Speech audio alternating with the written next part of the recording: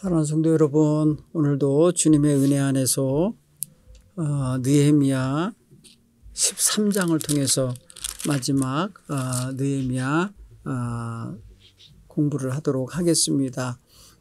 이제 오늘로 이제 종강하게 되는데요.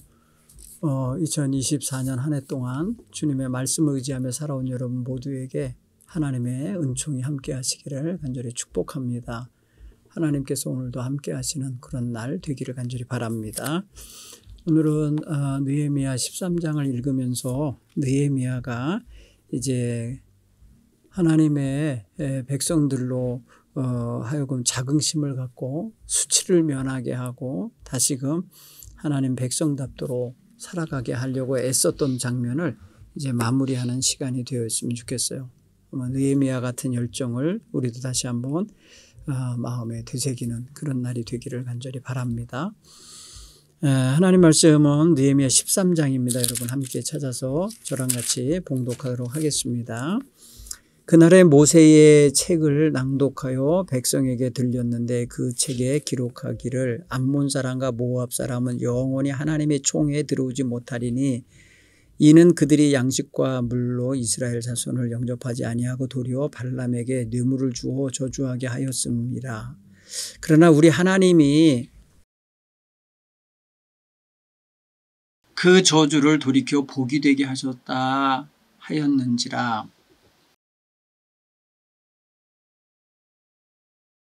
백성이 이 율법을 듣고 곧 섞인 무리를 이스라엘 가운데서 모두 분리하였느니라.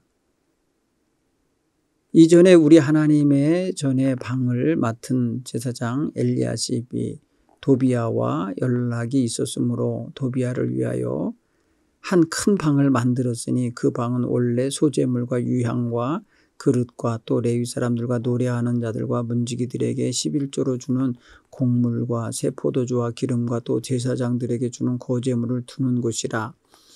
그때에는 내가 예루살렘에 있지 아니하였느니라. 바벨론 왕 아닥사스다 32년에 내가 왕에게 나아갔다가 며칠 후에 왕에게 말미를 정하고 예루살렘에 이르러서야 엘리아십이 도비야를 위하여 하나님의 전뜰에 방을 만든 악한 일을 안지라. 내가 심히 근심하여 도비야의 세간을 그 방 밖으로 다 내어 던지고 명령하여 그 방을 정결하게 하고 하나님의 전에 그릇과 소재물과 유향을 다시 그리로 들여놓았느니라. 내가 또 알아본즉 레위 사람들이 받을 몫을 주지 아니하였으므로 그 직무를 행하는 레위 사람들과 노래하는 자들이 각각 자기 밭으로 도망하였기로 내가 모든 민장들을 꾸짖어 이르기를 하나님의 전에 어찌하여 버림바 되었느냐 하고 그 레위 사람을 불러 모아 다시 제자리에 세웠더니 이에 온 유다가 곡식과 새 포도주와 기름의 11조를 가져다가 곳간에 드림으로 내가 제사장 셀레마와 서기관 사독과 레위 사람 부다야를 창고지기로 삼고 마따냐의 손자 삭굴의 아들 하난을 복음으로 삼았나니 이는 그들이 충직한 자로 인정됨이라. 그 직분은 형제들에게 분배하는 일이었느냐. 내 하나님이여 이 일로 말미암아 나를 기억하소서. 내 하나님의 전과 그 모든 직무를 위하여 내가 행한 선한 일을 도말하지 마소서. 그때에 내가 본즉 유다에서 어떤 사람이 안식일에 술투를 밟고 곡식단을 나귀에 싣고 운반하여 포도와 무화과와 여러 가지 짐을 지고 안식일에 예루살렘에 들어와서 음식물을 팔기로 내가 그날에 내가 경계하였고 또 두로 사람이 예루살렘에 살며 물고기와 각양 물건을 가져다가 안식일에 예루살렘에서도 유다 자손에게 팔기로 내가 유다의 모든 귀인들을 꾸짖어 그들에게 이르기를 너희가 어찌 이 악을 행하여 안식일을 범하느냐. 너희 조상들이 이같이 행하지 아니하였느냐. 그래서 우리 하나님이 이 모든 재앙을 우리와 우리 이 성읍에 내리신 것이 아니냐. 그럼에도 불구하고 너희가 안식일을 범하여 진노가 이스라엘에게 더욱 심하게 임하도록 하는도다 하고 안식일 전 예루살렘 성문이 어두워갈 때에 내가 성문을 닫고 안식일이 지나기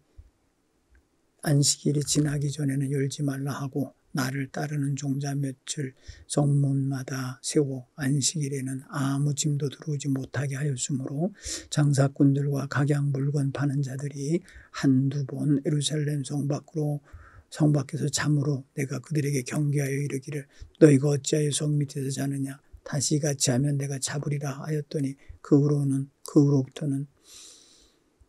후부터는 안식일에 그들이 다시 오지 아니하였느니라.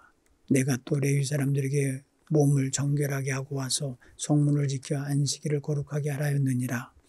내 하나님이여 나를 위하여 이 일도 기억하시고 주의 크신 은혜로 나를 아끼시옵소서. 그때 내가 또 본즉 유다 사람이 아스돗과 암몬과 모압 여인을 맞아 아내로 삼았는데 그들의 자녀가 아스돗 방언을 절반쯤 하여도 유다 방언은 못하니 그 하는 말이 곧 각 족속의 방언이므로 내가 그들을 책망하고 저주하며 그들 중 몇 사람을 때리고 그들의 머리털을 뽑고 이르되 너희는 너희 딸들을 그들의 아들에게 주지 말고 너희 아들들이나 너희를 위하여 그들의 딸을 데려오지 아니하겠다고 하나님을 가리켜 맹세하라 하고 또 이르기를 옛적에 이스라엘 왕 솔로몬이 이 일로 범죄하지 아니하였느냐. 그는 많은 나라 중 비길 왕이 없이 하나님의 사랑을 입은 자라. 하나님이 그를 왕으로 삼아 온 이스라엘 다스리게 하셨으나 이방 여인이 그를 범죄하게 하였나니 너희가 이방 여인을 아내로 맞아 이 모든 큰 악을 행하여 우리 하나님께 범죄하는 것을 우리가 어찌 용납하겠느냐. 대제사장 엘리야십의 손자 요야다의 아들 하나가 호론 사람 산발랏의 사위가 되었으므로 내가 쫓아내어 나를 떠나게 하였느니라. 내 하나님이여 그들이 제사장의 직분을 더럽히고 제사장의 직분과 레위 사람에 대한 언약을 어겼사오니 그들을 기억하옵소서. 내가 이와 같이 그들에게 이방 사람을 떠나게 하여 그들을 깨끗하게 하고 또 제사장과 레위 사람들의 반열을 세워 각각 자기 일을 맡게 하고 또 정한 기한에 나무와 처음 익은 것을 드리게 하였사오니 내 하나님이여 나를 기억하사 복을 주옵소서. 아멘. 오늘 본문의 말씀을 보면 여러분 느헤미야가 첫 번째 이곳에 총독으로 파송받은 이후 12년이라는 정한 기한을 다 채우고 다시 페르시아로 돌아갔었어요. 일정 기간 또 거기를 갔다 오는 동안에 시간이 지났죠. 시간이 지난 사이에 무슨 일이 벌어졌어요. 그게 바로 다름이 아니라 이스라엘 백성들이 다시 옛 생활로 이렇게 젖어 들어가는 장면을 보았어요. 그래서 느헤미야는 처음에 모세의 율법책을 낭독할 때 백성들에게 결단하고 이방 사람과 통혼했던 관계를 끊고 이방 족속들과 섞이지 못하도록 그렇게 했었거든요. 왜냐하면 그게 율법책에 기록되어 있어요. 암몬 자손이나 모압 자손은 영원히 하나님의 총회, 하나님 백성의 일원이 될 수 없다. 이렇게 못하게 해라. 이렇게 명령이 있어요. 왜냐하면 이들이 출애굽 당시에 이스라엘 백성이 가나안 땅 거의 다 가까이 왔을 때 암몬 족속의 땅을 좀 통과해 가려고 했더니 안 된다고 가로막았어요. 그리고 또 모압 땅으로 왔더니 역시 모압 땅에서도 통과하지 못하게 하고 도리어 발람이라는 예언자를 데려다가 저주를 하게 하는 그러한 사건이 벌어져요. 그러나 하나님이 다 막으시고 저주가 축복 선언으로 바뀌게 만들죠. 그러나 실제로 암몬과 모압 족속은 아브라함의 조카 롯의 자손들이거든요. 이들이 아브라함의 자손인 그 이스라엘 백성을 용납하지 않았던 거예요, 사실은. 그런 자들이기에 하나님은 그들과 섞이지 못하게 그렇게 율법에 정하신 것이었어요. 그래서 율법을 듣고 이제 깨달은 백성들이 사실 자기들 무리들 속에 끼어 있고 섞여 있는 암몬 자손이나 모압 자손들을 다 구별해서 내쫓아야 되는데 그러질 않았어요. 그러질 않고 도리어 무슨 일이 벌어졌냐. 이 느헤미야가 아닥사스다 왕의 명령 기간이 끝나서 이제 잠깐 다시 돌아갔잖아요. 페르시아로 돌아간 사이에 무슨 일이 벌어졌냐면 예루살렘 성전의 옆에 방이 있는데 그 방에는 사실 제사장들과 레위인들과 또 성전에 필요한 물건을 사고 또 할 수 있는 그런 백성이 드린 제물이 들어있고 보관되어야 될 그런 방이 있었는데 아니 그 방을 비우고 거기에 이 암몬 족속의 도비야라는 사람을 위해서 방을 만들어줬다는 거예요. 그 게스트룸 같은 거죠. 기가 막힌 일이 벌어진 거예요. 이걸 누가 했냐? 제사장이 이 짓을 했어요. 결국은 제사장과의 관계 속에 있었던 사람이에요. 도비야라는 자가. 결국은 그러니까 도비야라는 자를 위해서 하나님의 성전에 거하거나 들어가서 뭘 활동할 수 있는 사람은 제사장들밖에 없는 건데 이 제사장 가문과 연계를 가지고 있었던 사람이어서 도비야라는 사람이 얼마나 유력한 자였는지 그를 위해서 방을 만들어줄 일까지 벌었다는 거예요. 이거를 느헤미야가 페르시아에 갔다 와서 보니까 이렇게 변해버린 거예요. 오늘 성경 본문에 보니까 7절에 보면 예루살렘에 다시 돌아와서 보니까 엘리야십이 제사장이요 이 사람 도비야를 위해서 하나님의 전 뜰에 방을 만든 악한 일을 내가 알게 됐다는 거예요. 그래서 내가 심히 근심하고 화가 나서 도비야의 세간들을 다 그 방 바깥으로 내던져버리고 명령하여서 이 방을 정결하게 하라.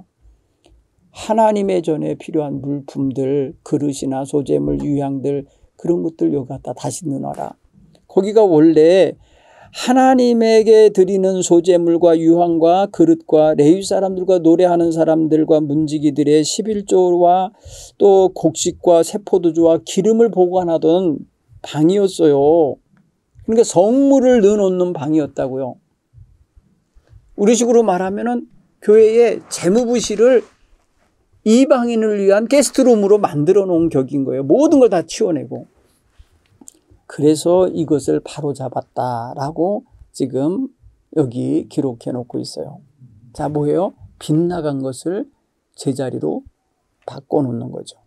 자, 그 다음에 무슨 일이 있다는 걸 알았냐면 백성들이 분명히 언약을 했었거든요. 그들이 분명히 언약을 해서 뭐라고 표현하냐면 우리가 이렇게 해갖고 이제 우리가 하나님 앞에 제물을 드리겠습니다 했던 게 있었잖아요. 10장에서. 그죠? 10장에서 저들이 어떻게 했냐면은 32절에 우리가 또 스스로 규례를 정하기를 해마다 각기 세겔의 3분의 1을 수납하여 하나님 전을 위해 쓰게 하되 전설병과 항상 드리는 소재와 항상 드리는 번제와 안식일과 초하루와 정한 절기에 쓸 것과 성물과 이스라엘을 위하여 속죄제와 우리 하나님의 전에 모든 일을 위하여 쓰게 하였고 또 제사장과 레위인 사람들과 백성들이 제비를 뽑아 각기 종족대로 나무를 갖다 바치기로 했고 해마다 우리 토지 소산의 만물과 각종 과목의 첫 열매를 여호와의 전에 드리기로 했고 그리고 처음 익은 밀가루와 거제물과 과목의 첫 열매와 새 포도주와 기름을 제사장들이 가져다가 우리 하나님 전에 여러 방에 두고 우리 산물의 11조를 레위 사람들에게 주리라 하였나니 레위 사람들은 우리의 모든 성읍에서 산물의 11조를 받은 자입니다. 받을 자들입니다. 이러면서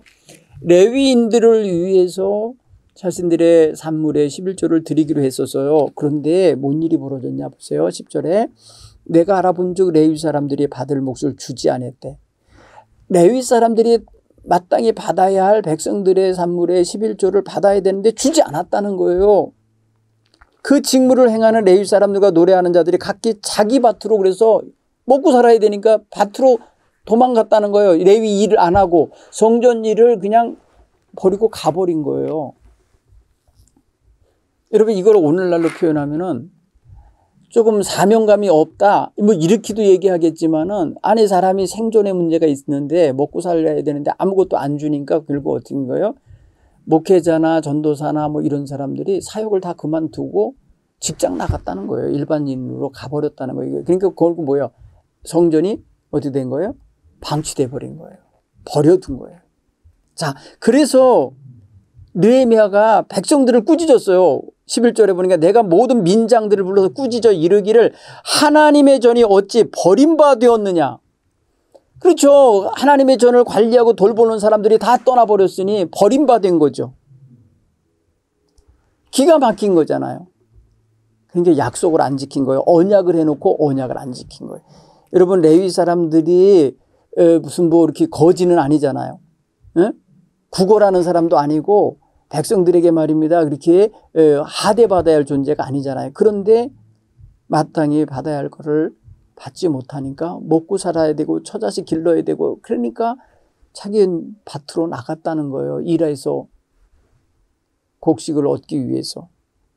그래서 민장들을 꾸짖은 거예요. 너희들 왜 약속대로 안 했냐. 너희들 언약대로 왜 지키지 않았느냐 하면서 꾸짖은 거고 그리고 백성들을 속으로 들어가서 일해 먹고 살고 있는 레위인들을 다시 불러들인 거예요. 다시 다 성전을 불러들여서 다시 다 제자리에 세웠다. 오늘 11절에 보면 그래요. 이렇게 하니까 온 유다와 유다 자손들이 곡식과 새 포도주와 기름의 11조를 가져다가 곡간에 드림으로 내가 제사장 실레마와 서기관 사독과 레위사라 부다냐에게 창고지기를 삼게 하고 그것을 그들에게 나눠서 주게 했다는 거예요. 분배했다. 이렇게 보세요. 몇 가지 지금 아주 그냥 뭐랄까요. 부조리를 지금 바로 잡았잖아요.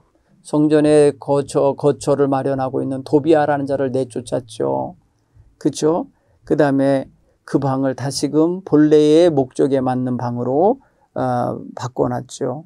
그 다음에 지금 레위 사람들을 하대하고 그들에게 존중하지 않고 그들에게 마땅히 먹을 것을 제공하지 않은 백성들을 꾸짖어서 다시금 원위치 활동하도록 하고 들로 밭으로 나갔던 레위인들 도로 다 소집해서 본래 자리에 본래 역할과 본래의 사역에 재배치했다는 거죠.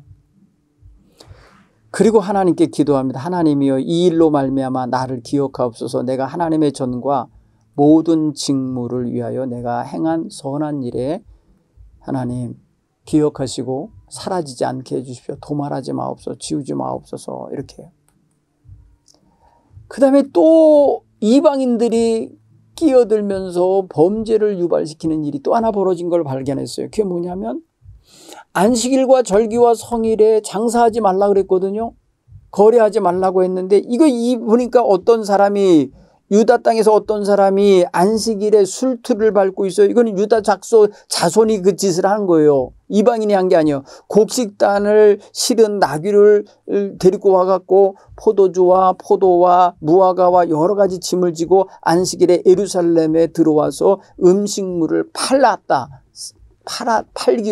팔다는 거 뭐예요? 장사했다는 거예요. 내가 그날 경계하여 그러지 못하게 했다는 거고. 또 16절에 보면 두로 사람이 이방인이에요. 두로 사람이 물고기와 각양 물건들을 가져다가 안식일에 또 예루살렘에 와서 유다 자손을 상대로 장사를 하기에 이들을 꾸짖었다는 거예요. 내가 모든 귀인들을 꾸짖어. 귀인이라는 건 상인들을 의미하는 거예요. 여기서는요. 아주 거상들. 그들에게 이르기를 너희가 어찌하여 이 악한 일을 행하여 안식일을 범하느냐 하면서 안식일을 지키지도록 만들었다는 거예요. 안식일을 지키지 않고 무너지는 것이 결국은 뭐냐면 신앙의 무너짐을 가져왔거든요. 여러분 안식일은 여호와 하나님을 기억하는 날이잖아요. 여호와 하나님께 예배하며 하나님의 법도대로 살아야 하는 날이잖아요. 그런데 그 날을 어기고 나으면 어떻게 돼요? 하나님에 대한 신앙의식도 사라져요. 그걸 생각해 보면은 오늘 느헤미야는 지금 안식일을 새롭게 부각시키면서 안식일에 성문을 어둘 때까지 열지 마라. 그러니까 안식일은 완전히 그러니까 폐쇄. 안식일의 문이 딱 닫혔어요. 근데 어떤 사람이 평소에 안식일에도 장사했었으니까 온 거예요. 안식일에 장사해 먹으려고 왔다가 문이 닫혔으니까 뭐예요? 성문 바깥에서 잠을 잔 거예요. 그 다음 날까지 열릴 때까지. 그래서 그 장사꾼들에게 꾸짖은 거예요. 안식일에는 절대 아무 짐도 아무 물건도 아무런 상업 행위를 할 수 없으니 오지 말라고. 그렇게 하니까 이 장사꾼들이요, 그냥 여기서 왔던 사람 저기서 왔던 사람 소식을 모르는 사람들, 이렇게 엄하게 해줬다는 걸 모르는 사람들 와가지고 결국은 성 밑에서 노숙을 한 거예요. 그때에 느헤미야가 그것을 순찰하다가 보고서는 그들을 꾸짖었어요. 다시는 너희들 이렇게 하지 마라. 그때는 내가 너희들을 잡아들이겠다. 그랬더니 그 후부터는 안식일에 다시 그들이 오지 않았다. 이렇게 말하고 있어요. 이게 안식일을 범하고 있는 일들이죠. 그래서 이제는 레위인들을 성별하고, 그리고 자신들 느헤미야가 데리고 온 군사들을 몇 사람씩 성문마다 지키게 해서 안식일을 거룩하게 지키게 만들었어요. 사실 이게요, 행정을 담당하는 치리자가 없으니까 막 무너진 거예요. 느헤미야가 잠시 페르시아에 갔다 온 사이에 느헤미야가 돌아가니까 아주 안 올 줄 알았나 보죠. 그냥 망가진 거예요. 약속이고 뭐고 언약이고 뭐고 결단이고 뭐고 다 없어진 거예요. 제멋대로 사는 모습을 연출한 걸, 그거를 와서 다시 잡은 거예요. 그리고 또 아직도 유다 사람 가운데 이방인 여자와 결혼하여 자식을 낳아서 살고 있는 사람을 발견했어요. 오늘 성경 보니까 아스돗 사람이래요. 아스돗 사람은 이스라엘 땅이거든요. 여기는 에레미야 고향이기도 하죠. 근데 여러분 보세요. 이 지역에 사는 사람이 암몬 여자, 모압 여자를 맞이해갖고 이방 여자잖아요. 정말 하나님이 결혼하지 말라고 했던 족속인데 그들과 결혼해갖고 자식을 낳았는데, 자식을 보니까 유다와 이 말을 하는 게 아니라 자기 친정 말들을 하는 거예요. 모압 여자의 난 자식은 모압 말하고, 암몬 여인이 난 자식은 암몬 말하고. 그러니까 결국은 뭐예요? 죽도 밥도 안 되는 그런 모습이 된 거예요. 각각 진의 여인의 족속의 방언을 말하게 되니까. 그때 느헤미야가 책망하고 저주했대. 그리고 그 사람들을 데리고 때리고 아주 그냥 머리털을 뽑고, 분명히 너희는 너희 딸들을 그들에게 아내로 주지 말고 너희 아들들을 위하여 그들의 딸을 데려오지 않겠다고 하나님께 맹세했던 자들 아니었냐. 다시 맹세해 하면서 다시 맹세를 시키게 합니다. 이거를 여러분, 느헤미야는요, 솔로몬 당시에 솔로몬 임금이 하나님에게 택함받고 왕이 됐는데 이방 여자들을 데리고 오는 것 때문에 결국은 이방 여인으로 인하여 여호와 하나님을 떠나고 범죄하는 길로 가버렸던 것을 기억하면서 이방 아내들을 데려오는 게 얼마나 커다란 악이 되는지를 말해준 거거든요. 우리 하나님께서 이렇게 범죄하는 자들을 용납하겠느냐? 안 된다는 거죠. 또 한 가지 발견을 했어요. 28절 이하면 대제사장 엘리아십의 손자 요야다의 아들 하나가 호론 사람 산발렛의 사위가 되어 있네요. 그래서 그를 내쫓아서 떠나가게 했어요. 제사장 직분 감당하지 못하게 만들었어요. 이것은 하나님의 성전에서 섬기는 제사장이 더럽혀진 거예요. 제사장 직분이 더럽혀진 거예요. 왜? 제사장이잖아요. 제사장의 아들은 제사장이잖아요. 그런데 이방 여자의 남편이 돼서 이방 사람의 사위가 돼가지고 제사장 일을 한다? 안 된다는 거예요. 이건 제사장 직분을 더럽힌 거다. 이거는 제사장으로서 하나님 앞에 언약을 어긴 것이다. 이렇게 판정하고 그를 내쫓았어요. 이게 정말 굉장히 중요한 재정비입니다. 느헤미야는 이렇게 하나님 앞에서 백성들이 약속한 대로 언약을 맺은 대로 잘 살기를 원했는데, 아니 감시자가 없다고, 감시자라고 표현하면 좀 그렇구만, 통치자가 잠깐 자리를 비웠다고, 그리고 그들에게 그것을 강조하는 지도자가 잠시 자리를 비웠다고, 이렇게 타락하는 모습으로 금방 회개하느냐는 거죠. 이걸 생각해 보면은 오늘날 우리 신앙인들의 삶도 보면은 주일날 삶과 월요일부터 토요일 삶이 다를 수 있어요. 그리고 교회에서의 모습과 밖에서의 모습이 다를 수 있어요. 이게 일치가 안 되는 면들이죠. 그리고 하나님께 작정하고 약속했던 거 지키지 않을 수 있어요. 이것 또한 연약함이죠. 자, 오늘 우리가 이런 면에서 생각할 때 하나님 앞에 신실함을 유지하는 게 뭔가? 신실하다는 거. 약속을 지키는 거. 자기의 도리와 의무와 본분을 그대로 마땅한 도리로 삼아서 살아내는 거. 그리고 자기가 입술로 고백한 거, 자기가 하나님께 작정하고 약속한 대로 살아내는 거. 어떤 어려움이 와도 그렇게 살아내는 게, 이게 신실함이죠. 하나님께서 그런 신실함을 우리에게 원하고 계시다. 그런데 누가 볼 때는 좀 하는 듯 하다가 보는 이가 없는 것 같고, 그러면 자기가 원하는 대로, 자기 좋을 대로 행동한다면 이것은 신실한 게 아니에요.